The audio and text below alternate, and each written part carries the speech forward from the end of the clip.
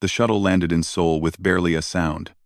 Jiho stood on the embassy platform, adjusting his tie for the 5th time.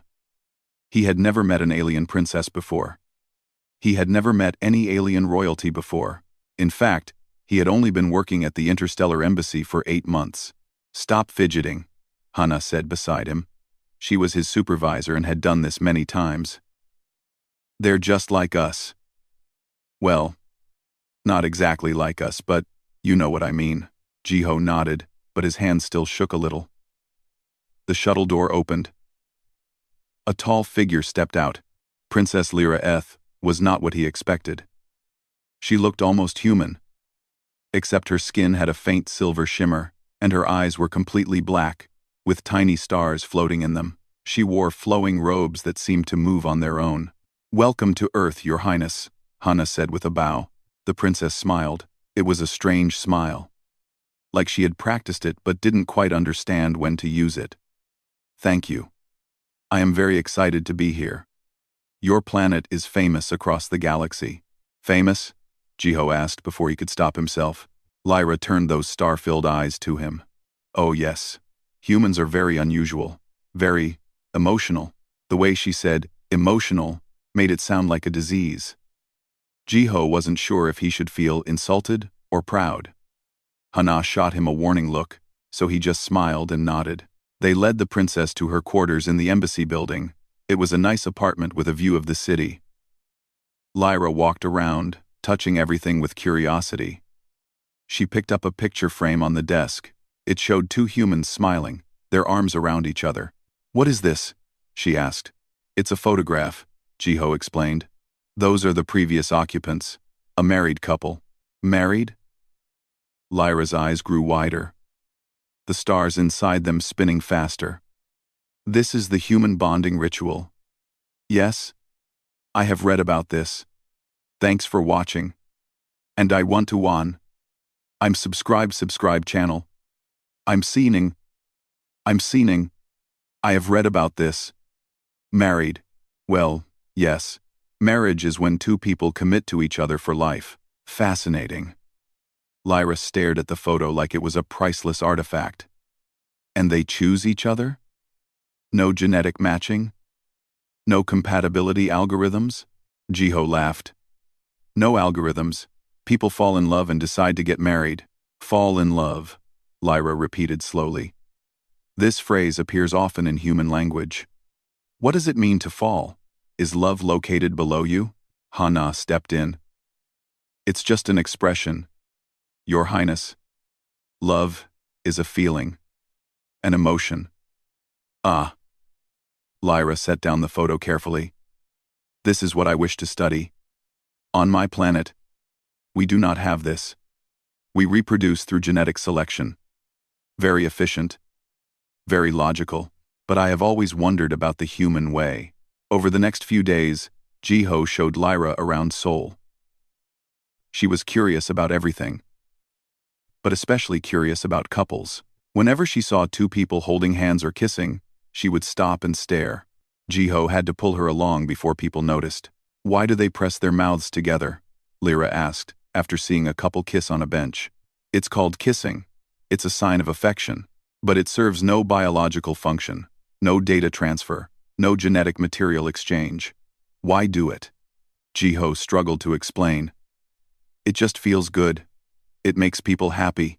"Feelings again," Lyra said thoughtfully. "Your species is ruled by feelings." "We're not ruled by them," Jiho protested. They're important to us." Lyra pulled out a small device and started typing notes. She had been doing this constantly. Every human interaction, every gesture, every word about relationships went into her notes. Jiho was starting to find it a bit odd, but Hana had told him to be patient. One evening, Jiho took Lyra to meet his colleague Tae Yang. Tae Yang was a xenobiology researcher who studied how different alien species lived. He had a lab in the embassy building filled with strange equipment. "Your Highness, it's an honor," Tae Yang said, bowing. "Please, call me Lyra. I have questions about human reproduction." Tae Yang glanced at Jiho with raised eyebrows. Okay. What would you like to know?" "Everything. Your mating rituals, your bonding processes, the biological mechanisms behind emotional attachment. For the next 2 hours, Tae-young tried to explain human biology and psychology. Lyra absorbed every word, her device recording everything. She asked hundreds of questions, some of them very personal. Tae-young grew more uncomfortable as time went on. The thing is, Tae-young finally said, human relationships aren't just biology. There's something else. Something we can't quite measure. But everything can be measured, Lyra insisted. Every process has data. Every feeling has a chemical source. Maybe, Tae-young admitted, but reducing love to just chemicals misses the point. Lyra didn't seem to understand. She thanked them both and returned to her quarters, promising to continue her research. That weekend, Hana invited Jiho to attend a traditional Korean wedding. She suggested bringing Lyra as a cultural experience. Jiho agreed. Though he was nervous about how the princess might react, the wedding was beautiful. It took place in a traditional hanok house with paper lanterns and silk decorations. The bride wore a gorgeous hanbok in red and gold. The groom looked nervous but happy. When they bowed to each other and exchanged vows, many guests wiped away tears. Lyra watched everything with intense focus. Her device recorded constantly. When the bride and groom kissed, Lyra gasped out loud. This ceremony, she whispered to Jiho. It's incredible. All these people gathered just to witness two individuals bonding? It's a celebration, Jiho explained. These two people love each other, and their families and friends want to share their happiness. Share happiness, Lyra repeated. On my planet, happiness is considered private, individual. But humans make it collective. At the reception, Lyra watched couples dance. She saw families laughing together. She observed grandparents holding babies with tears of joy in their eyes. Something changed in her expression. The calculated curiosity became something deeper. Jiho, she said quietly, I think I understand why the galaxy finds humans so strange. You connect to each other in ways we don't. You need each other. Everyone needs other people, Jiho said. No. Lyra shook her head. Not like this. My people are independent. We exist beside each other, not with each other. But humans, you weave yourselves together. Your emotions bind you, Jiho smiled. I never thought of it that way. But yeah, I guess we do. Lyra looked at him with those star-filled eyes. I must understand this completely. For my research. For my people. Will you help me? Of course, Jiho said. That's my job. But as he said it, he noticed how tightly Lyra gripped her recording device. He noticed the obsessive way she watched every couple in the room. He noticed that she had filled 17 data files in just 1 week. Maybe, he thought, the princess was a little too curious. He had no idea how right he was. He had no idea that her curiosity would soon spiral out of control. He had no idea that in a few weeks, her innocent questions would create the biggest diplomatic crisis Earth had ever seen. For now, though, he just smiled and helped her understand his world. He answered her questions and showed her his culture. And Lyra absorbed it all, hungry for knowledge, desperate to unlock the secret of human connection. The wedding ended with fireworks. Lyra watched them burst across the sky. Reflecting in her infinite eyes, she whispered something in her own language, too quiet for Jiho to hear. If he had understood her words, he might have stopped what came next. She had whispered, I will discover this secret, no matter what it takes. The problem started 3 weeks after Lyra arrived. Jiho first noticed when his younger brother Sungho called him, angry and confused. Why is there an alien following me in Yoonji? Sungho demanded over the phone. Jiho felt his stomach drop. What? What alien? Silver skin, star eyes, fancy robes. She's been following us around campus for 2 days. Every time we hold hands or talk, she appears and stares at us. Yoonji thinks she's a creep. Jiho closed his eyes and sighed. I'll handle it. I'm so sorry. He found Lyra that afternoon in the university library. She was hiding behind a bookshelf, watching Singho and Unji study together. She held her recording device aimed at them like a weapon. "Lyra, what are you doing?" Jiho asked, trying to keep his voice calm. She jumped, startled. "Research. Your brother and his mate are an excellent example of early-stage bonding. I have been documenting their interactions. They're not specimens. You can't just follow people around." "But I need data," Lyra protested. "I have been watching 17 different couples across the city. I am learning so much." 17? Jiho felt dizzy. "Lyra, this is wrong. In human culture, following people without permission is very bad. It's called stalking." Lyra looked genuinely confused. "But how else can I observe natural behavior? If they know I am watching, they will change their actions. That's the point. You need permission to study people. You can't just spy on them." Lyra seemed to consider this. "I understand. I will ask permission first, from now on." Jiho wanted to believe her, but something about the way she said it made him nervous. He should have trusted his instincts. A few days later, Hana called an emergency meeting. Jiho arrived to find her office full of concerned people. Taeyang was there, along with several other embassy staff. Everyone looked worried. "We have a situation," Hana said. "Multiple couples across Seoul have reported feeling strange, unusual emotions, sudden mood changes. At first, we thought it was a virus, but the medical scans show something else." She pulled up a holographic display. It showed brain scans with unusual energy patterns. "These people have been exposed to some kind of alien technology. The energy signature matches Velthari equipment." Everyone turned to look at each other. There was only one Velthari on Earth. "She wouldn't," Jiho said, but even he didn't believe it.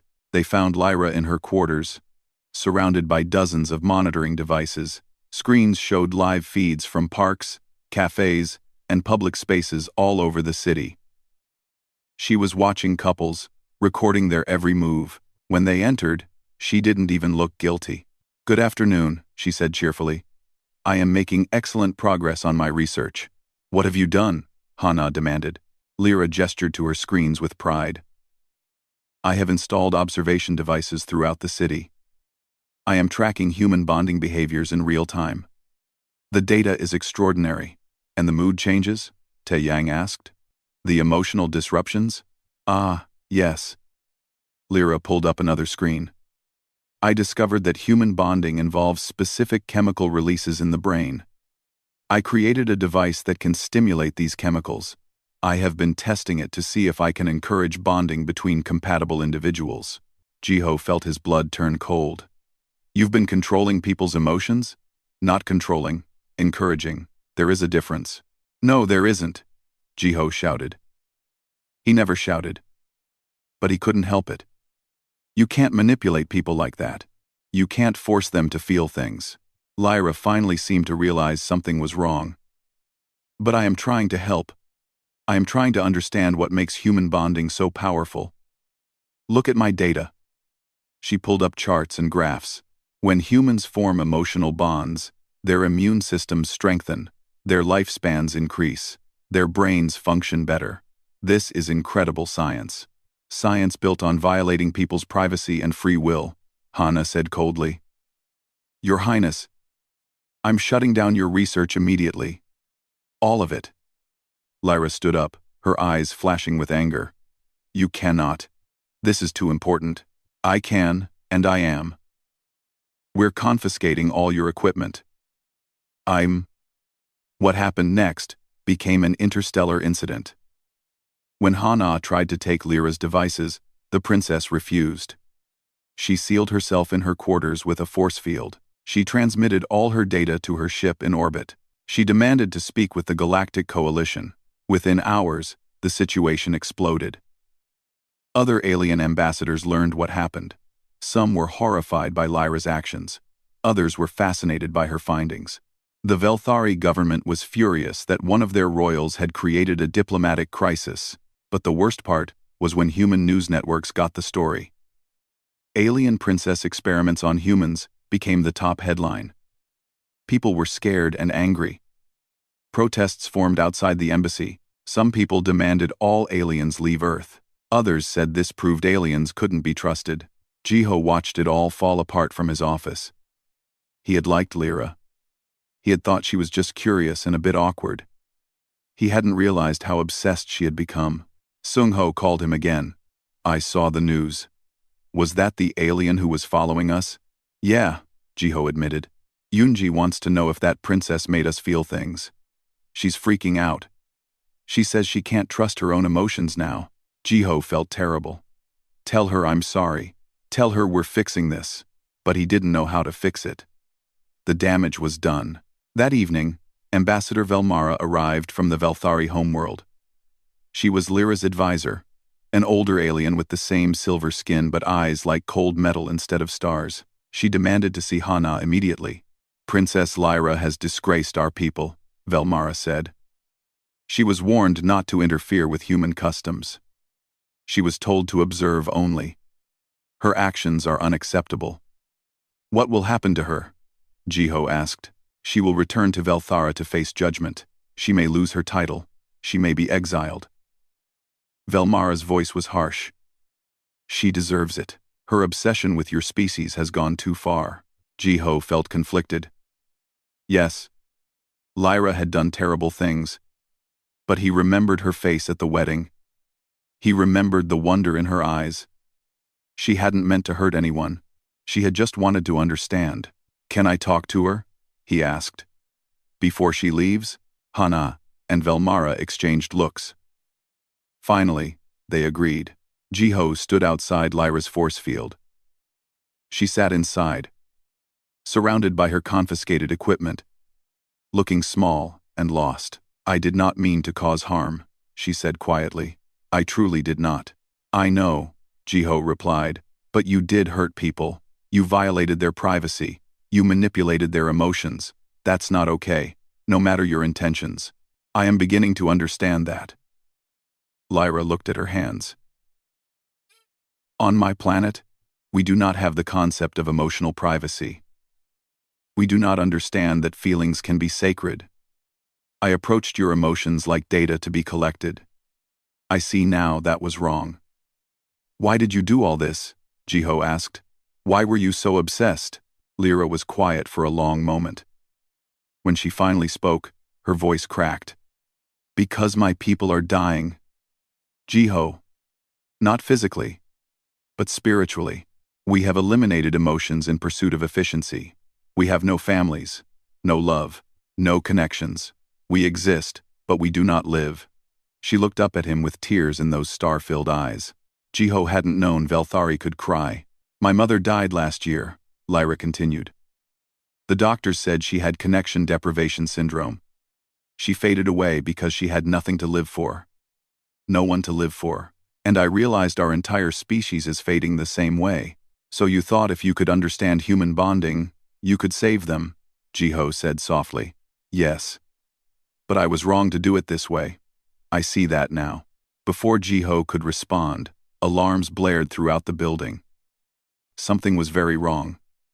The alarms meant only one thing. A major diplomatic emergency. Jiho ran to the main conference room with his heart pounding. He found chaos waiting for him. Representatives from a dozen alien species filled the room, all shouting at once.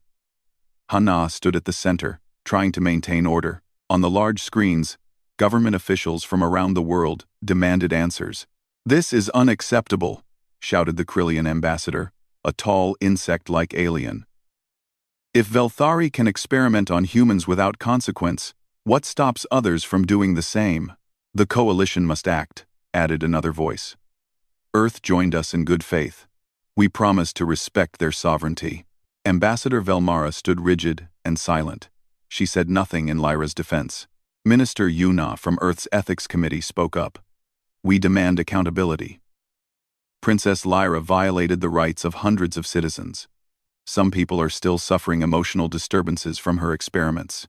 The Velthari government will pay reparations, Velmara said coldly. And the princess will be punished. But this incident raises a larger question. Everyone turned to look at her. Should Earth remain in the coalition? Velmara continued. If human emotions are so fragile, so easily disrupted, perhaps they are not ready for interstellar relations. The room erupted in anger. Human representatives shouted protests. Some alien ambassadors agreed with Velmara. Others defended Earth. Jiho watched in horror as years of peaceful cooperation crumbled before his eyes. Hana slammed her hand on the table. Enough. This isn't about whether humans are ready. This is about one individual who broke the rules. Don't use her mistakes to justify discrimination. Discrimination? Velmara's eyes flashed. I am being practical. Humans are emotional creatures. They cannot think logically. Perhaps that makes them unsuitable for the coalition.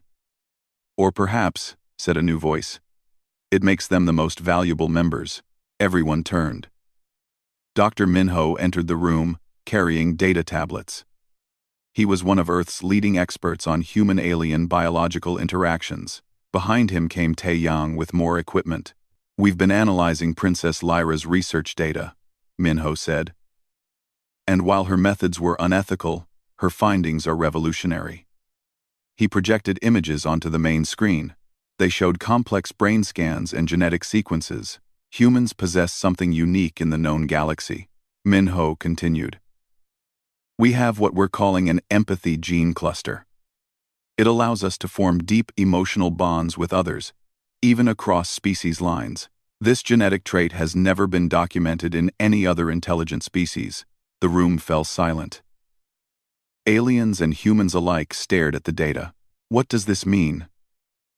Asked the Krillian ambassador. It means, Taeyang explained, that human emotional capacity isn't a weakness. It's our greatest strength. These bonds we form literally change our biology. They make us healthier, smarter, more resilient.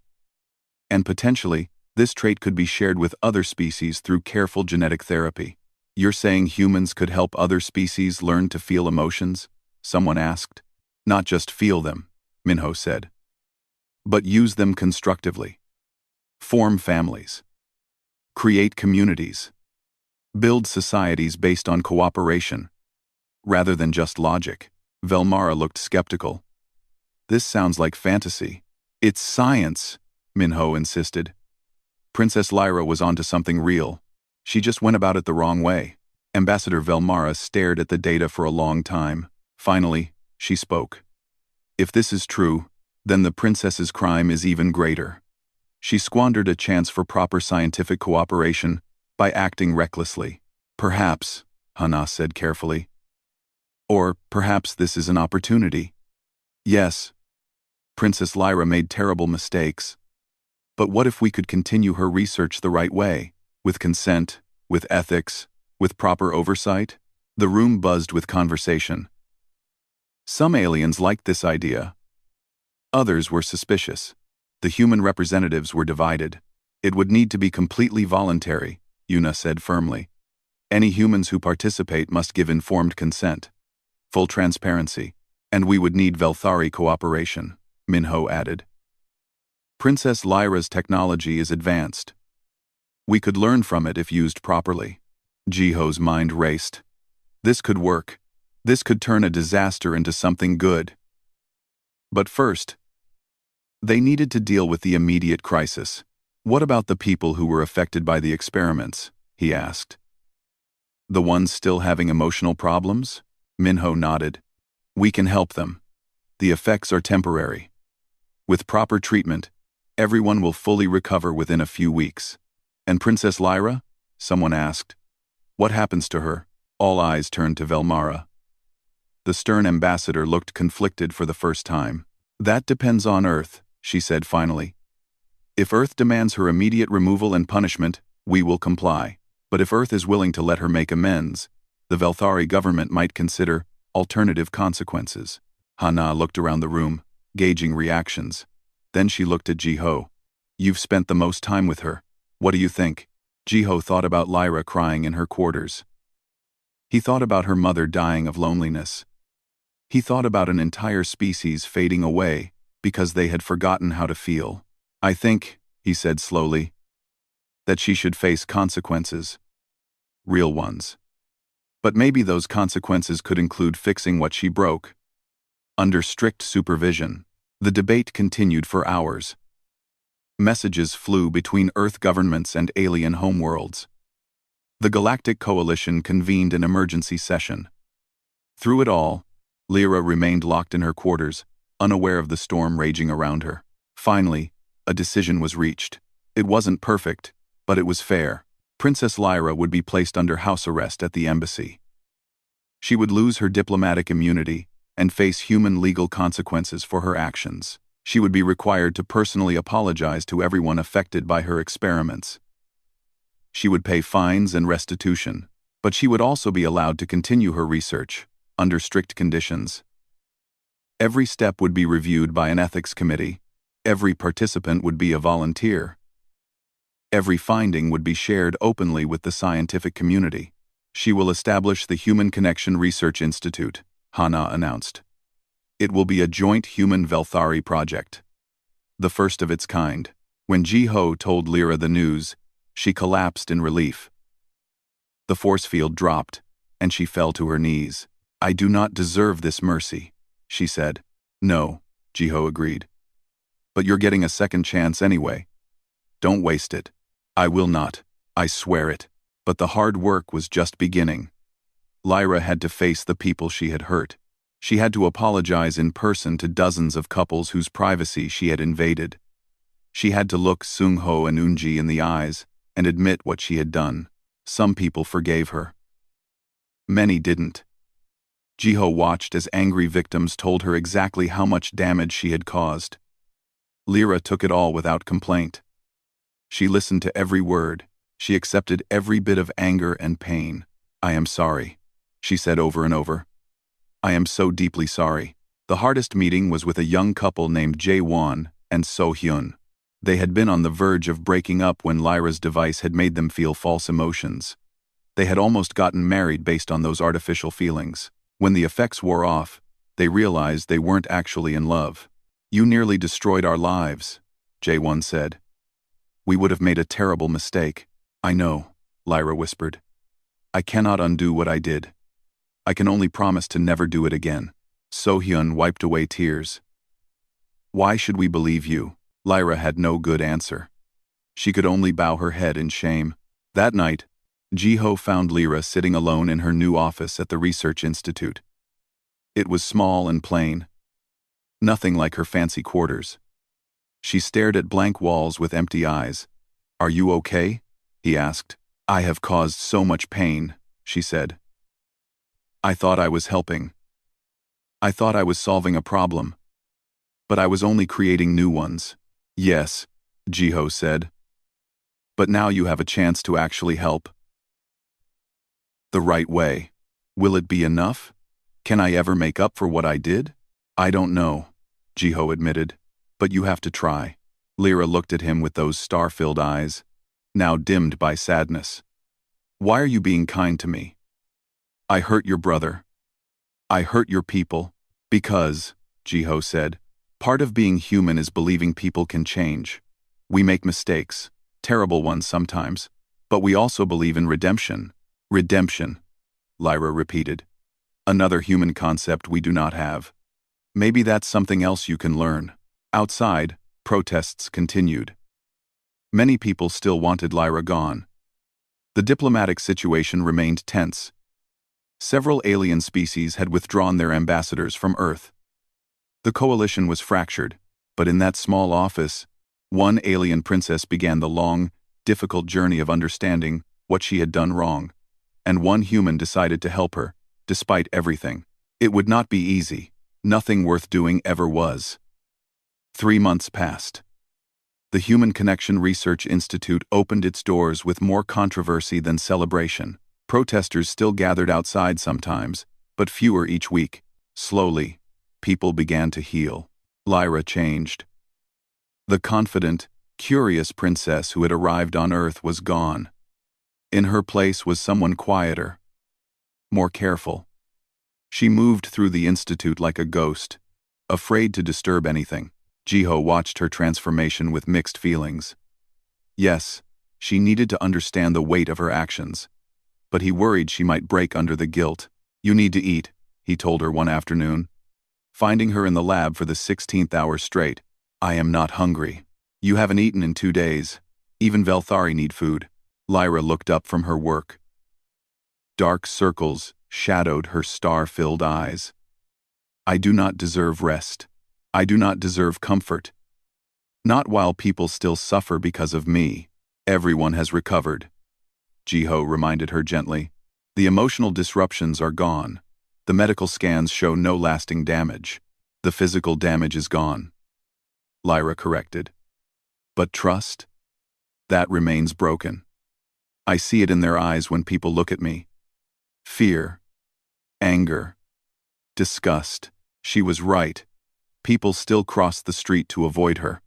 Parents pulled their children away when she walked past.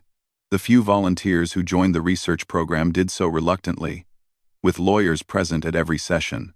"It will take time," Jiho said. "Trust is rebuilt slowly." "Time," Lyra repeated bitterly. "Another human concept. My people do not understand waiting. We want immediate results, immediate solutions." "Perhaps that is why I made such terrible mistakes." She returned to her work. Jiho watched her for a moment, then left. He couldn't force her to rest. That evening, Hana called him to her office. She looked troubled. "The Velthari government has sent a message," she said. "They want Lyra to return home. Immediately." Jiho felt his stomach twist. "Why?" "She's finally making progress here. They say she has embarrassed them long enough. They want to remove her from public view. Assign her to some minor position where she can't cause more problems.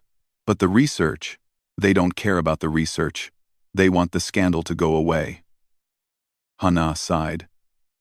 "Earth's government is divided on whether to fight for her. Many officials think it would be easier to let her go. What do you think?" Hana was quiet for a long moment. "I think she's learning something important here. Something her people need to learn. But I also think we need to respect what the Velthari want. Can I talk to her first?" "Of course." Jiho found Lyra in her apartment, packing her belongings. She had already heard the news. "It is better this way," she said, not looking at him. "I have caused enough trouble for Earth." "You're doing good work now," Jiho protested.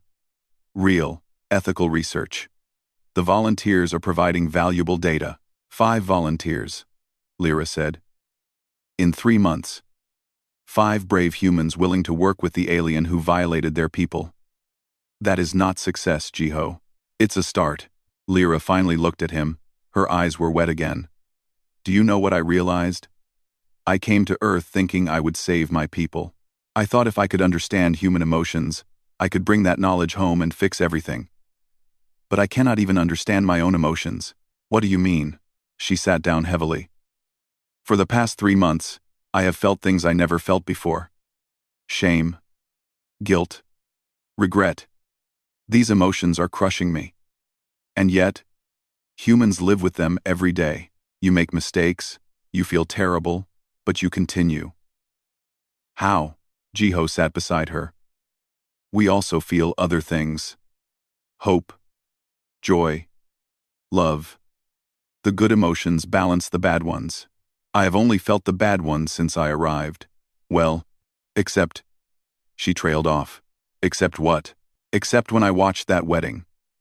For a brief moment, seeing those 2 humans so happy together, I felt something warm, something beautiful. I did not know what to call it then, but I think it was joy. Joy at witnessing love." She looked at her hands. "That joy made me greedy. I wanted to understand it, control it, measure it. And in doing so, I destroyed it. I turned something beautiful into data, something sacred into an experiment." "You didn't understand what you were doing," Jiho said. "That is no excuse. Ignorance does not erase harm." Lyra stood and resumed packing. "I will return to Velthara. I will accept whatever punishment they give me. Perhaps I will spend the rest of my life in some forgotten position, and that will be what I deserve." "Is that really what you want?" Lyra paused. "What I want is irrelevant. I lost the right to want things when I violated others' rights. Jiho felt frustrated. That's not how redemption works. You don't just give up and accept misery. You have to actively try to fix things. I have tried. No one trusts me. No one wants my help. Even my own people have rejected me. Not everyone has rejected you. Lyra looked at him, confused. I haven't, Jiho said. Hana hasn't. Taeyang hasn't. We see what you're trying to do. We see you changing. Why? Lyra asked, her voice breaking. Why would you forgive me after what I did? Because forgiveness is another one of those human concepts you're learning about. We forgive because holding on to anger hurts us more than it hurts you. We forgive because we believe people can be better than their worst moments. Tears rolled down Lyra's silver cheeks. I do not know if I can be better. Then let us help you. Before Lyra could respond, the door chimed. Jiho opened it to find Ambassador Velmara standing there, looking imperious as always. I need to speak with the princess, she said. Jiho started to leave, but Lyra asked him to stay. She needed support for this conversation. Velmara entered and looked around the small apartment with disdain. This is unacceptable. A princess should not live in such conditions. A princess should not have violated the rights of innocent people. Lyra replied quietly. These conditions are generous given what I did. Velmara's expression flickered with something like surprise. You have changed. I have learned. Finally. Have you? Velmara pulled out a datapad. The Velthari High Council has reviewed your case. They are prepared to bring you home, erase this incident from official records, and assign you to a comfortable position on a distant colony world. You will live in luxury and never have to think about Earth again. Lyra looked at Jiho, then back at Velmara. And the research? What happens to the Human Connection Research Institute? It will be shut down. The Council has decided that pursuing emotional research is too risky. Too risky, Lyra repeated. Or too threatening? Velmara's eyes narrowed. What do you mean? I mean that if humans teach other species how to form emotional bonds, it threatens the Velthari way of life, our cold, logical, efficient way of existing. If other species learn to connect emotionally, they will see what we have lost. They will pity us. We do not need pity. No, Lyra agreed. We need help. We need what humans have. But the Council is too proud to admit it. Velmara was silent for a long moment. When she spoke again, her voice was softer. You sound like your mother. Lyra's eyes went wide. What? Before she died, your mother submitted a proposal to the High Council. She suggested that Velthari society needed to change, that we needed to relearn emotions. The Council rejected her proposal. They said emotions were primitive, that we had evolved beyond such things. Velmara's metal eyes showed something almost like pain. A month later, she faded away.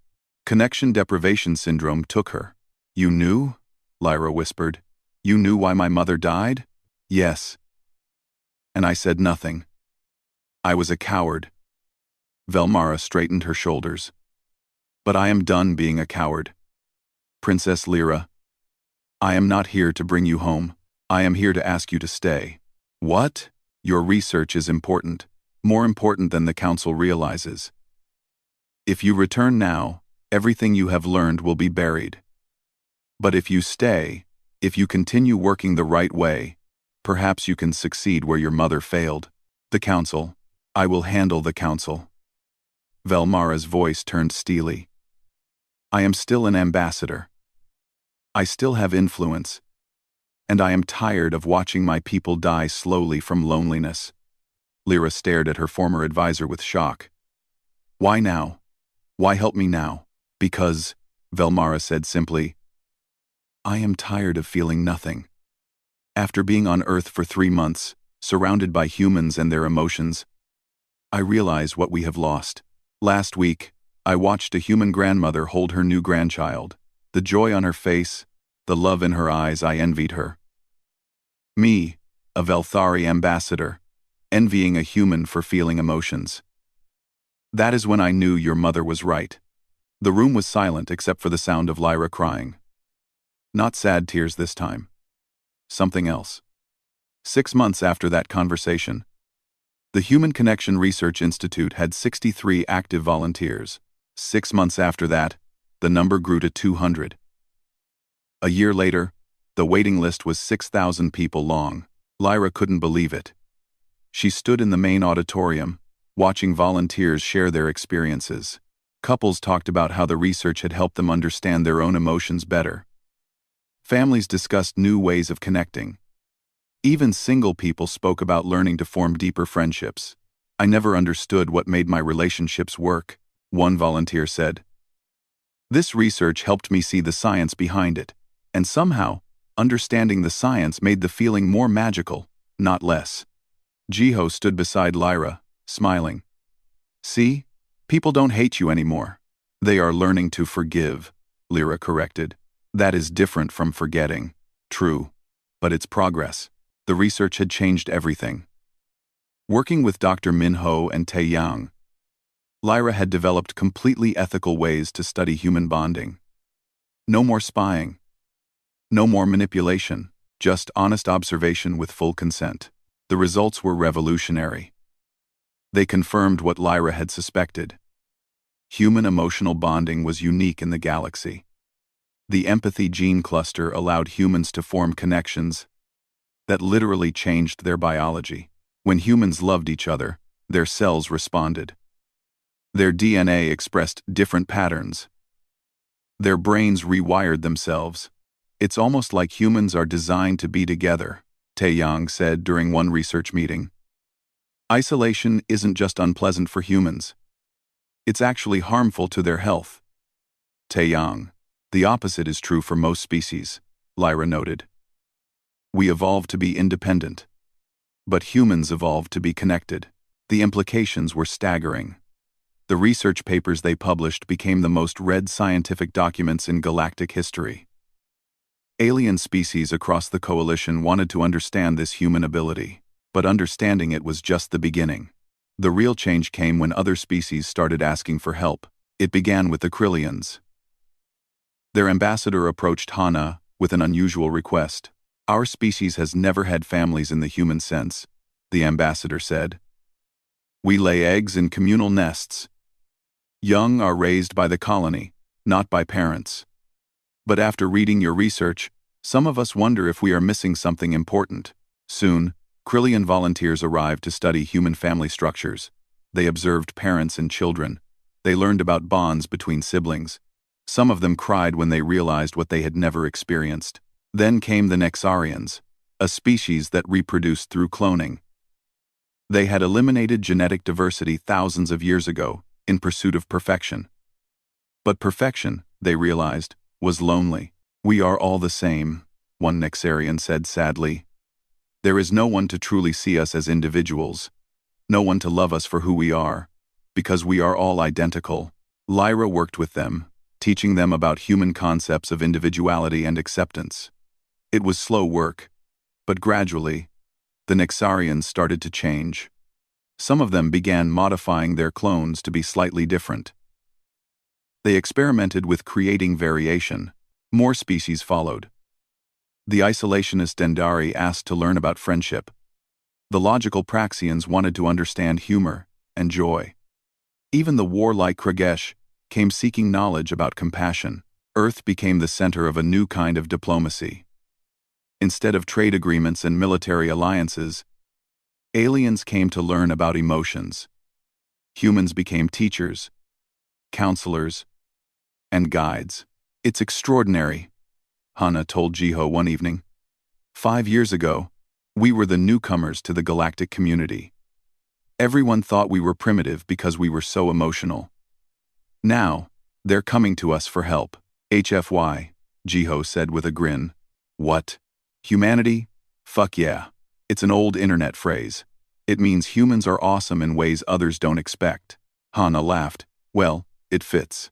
The biggest surprise came when Jiho fell in love. Her name was Sujin. She was a researcher who joined the institute to study cross-species communication. She was smart, funny, and kind. Jiho found himself thinking about her constantly. His heart raced when she entered a room. He made excuses to work on projects with her. Lyra noticed immediately. She pulled him aside one day, her star-filled eyes sparkling with curiosity.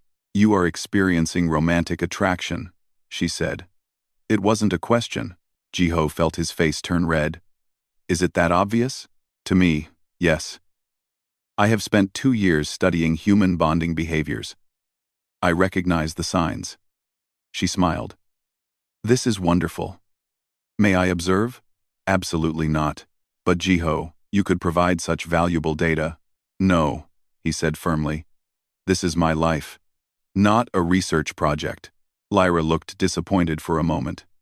Then she nodded. "You are right. I apologize. I still sometimes forget the boundaries.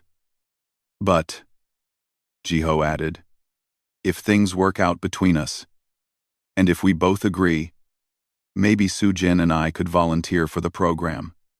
Together. With full consent and boundaries." Lyra's face lit up. "That would be acceptable. And Jiho, I hope things work out. You deserve happiness." Things did work out. Jiho and Sujin started dating. Their relationship progressed naturally, without any alien interference. They fell in love the old-fashioned human way. Lyra watched from a respectful distance, taking notes only when Jiho gave permission. She marveled at how two people could choose each other freely, could build a life together through mutual understanding and compromise.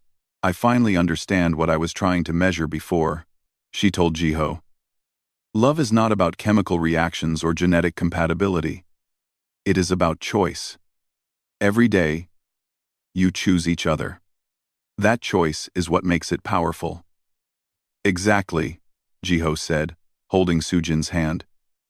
"You can't force it or manufacture it. It has to be real." A year later, Jiho and Sujin got married. They invited Lyra to the wedding. She almost said no, remembering the last wedding she had attended, and how badly she had misunderstood everything. But Jiho insisted. "You're our friend," he said, "and friends come to weddings." So Lyra attended, this time as a guest rather than a researcher.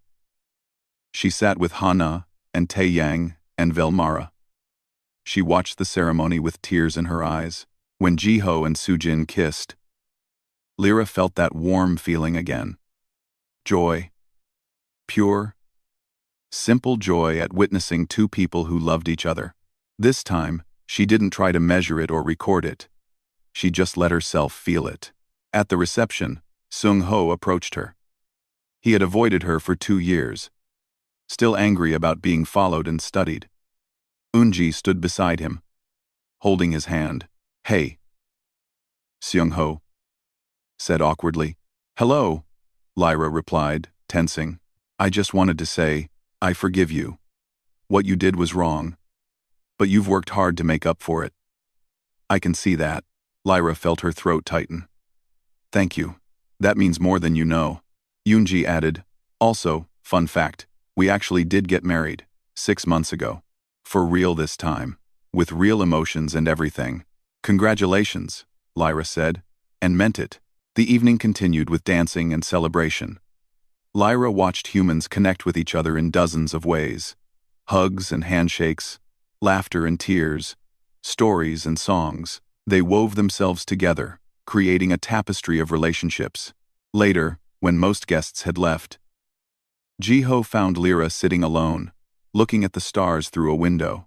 "Thank you for coming," he said. "Thank you for inviting me." "And Jiho?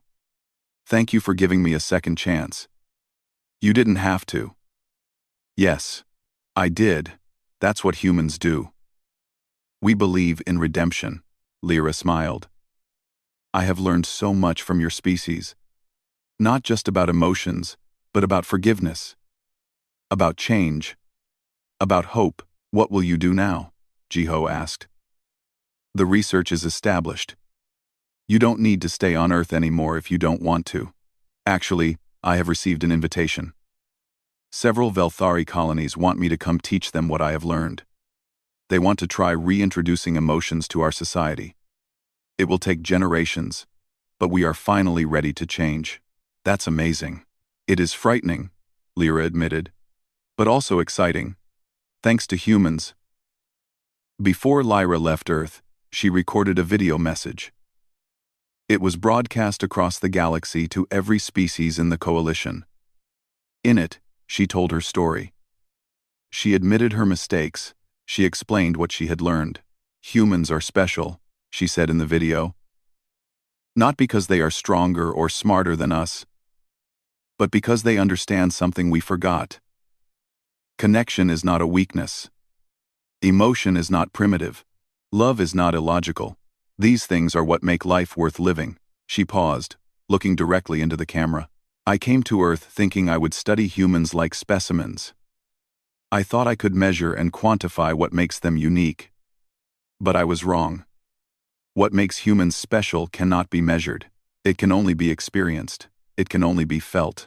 If there is one thing I hope other species learn from my mistakes, it is this. Do not be afraid of emotions. Do not see them as something to overcome or eliminate. Embrace them. Let them connect you to others. Let them make you vulnerable and strong at the same time. Humans have taught me that the most advanced civilizations are not the most logical or efficient. They are the ones that care for each other. The ones that build families and friendships. The ones that choose love even when it is difficult. My mother died because our species forgot this truth. I almost repeated her fate. But humans saved me. They showed me that it is never too late to change, never too late to feel, never too late to connect. Thank you, Earth. Thank you for teaching the galaxy how to love. The video ended with Lyra smiling, her star-filled eyes bright with genuine happiness. Years later, historians would point to her speech as the moment everything changed. Alien species began studying human culture not as primitive curiosity, but as advanced wisdom. The galaxy slowly transformed. Earth became known not as the emotional species, but as the wise species. The species that understood the most important truth of all. That beings were meant to be together, not apart. And Princess Lyra Eth became the bridge between cold logic and warm emotion. She spent the rest of her long life teaching other species what humans had taught her. That love is not weakness. Connection is not dependence. And emotion is not the opposite of intelligence. It is the foundation of it. On Velthara, young children began playing together for the first time in millennia. Families formed. Parents held their children. And slowly, connection deprivation syndrome became a thing of the past. All because one curious alien princess asked the wrong questions in the wrong way, and humans chose to teach her the right answers instead of turning her away. That was humanity's greatest strength. Not that they could love, but that they could teach others to love too. And in doing so, they changed the galaxy forever.